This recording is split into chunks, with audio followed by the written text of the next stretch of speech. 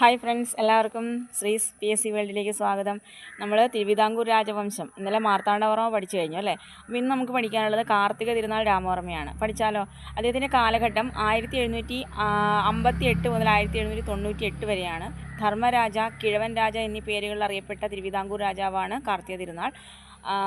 അദ്ദേഹം 40 വർഷക്കാലമാണ് തിരുവിതാംകൂർ ഭരിച്ചത്.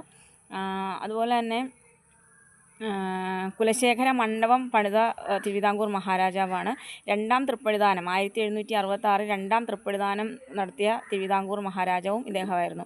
അതുപോലെ ടിപ്പു സുൽത്താൻ, ഹൈദരാലി എന്നിവർ കേരളത്തെ ആക്രമിക്കുമ്പോൾ ആ സമയത്തും തിരുവിതാംകൂർ ഭരണാധികാരി ഇദ്ദേഹമായിരുന്നു. അതുപോലെ തിരുവിതാംകൂറിൻ്റെ തലസ്ഥാനം കൽക്കുളത്ത് നിന്നും തിരുവനന്തപുരത്തേക്ക് മാറ്റിയതും ഇദ്ദേഹമാണ്.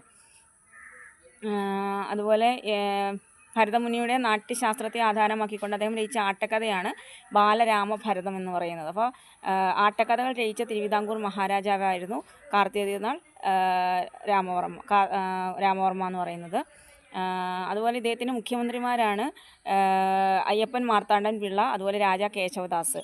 അദ്ദേഹത്തിൻ്റെ സദസ്സിനെ അലങ്കരിച്ചിരുന്നവരാണ് കുഞ്ചൻ നമ്പ്യാറും ഉണ്ണായി വാര്യരും. അപ്പോൾ ഇതൊക്കെ അദ്ദേഹത്തിൻ്റെ പ്രധാനപ്പെട്ട പോയിൻറ്റ്സാണ്. എല്ലാവരും നന്നായിട്ട് പഠിക്കുക. ബൈ.